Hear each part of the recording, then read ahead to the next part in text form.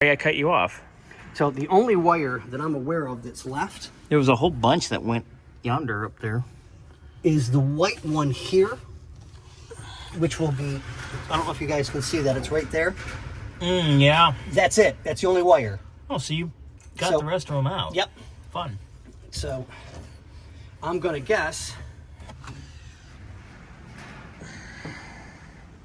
I don't know, I'll have to do some double checking. We'll probably pull the bottom of the seats out and look under there, see if I've got any wires floating around. If not, then I'll take the back off if I see something that needs to be touched up. But And it's easier to get to anyway with the to bleed the top anyway. Yep. So.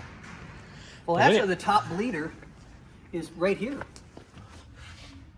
Oh. It's not on the opposite side, which is kind of weird. Oh, fantastic. Okay. Well, let's get those back in their bushings where they belong. Yep. That Well, that's going to take a little bit because the bracketing is a little twisted. Oh, it is beyond twisted in the back end. Yep.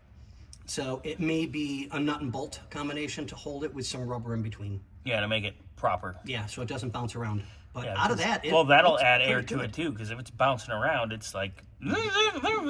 Oh no, exactly. Yeah. Exactly. So we'll make that right while we're in there. Oh yeah. Looking good, Scotty. Looking good.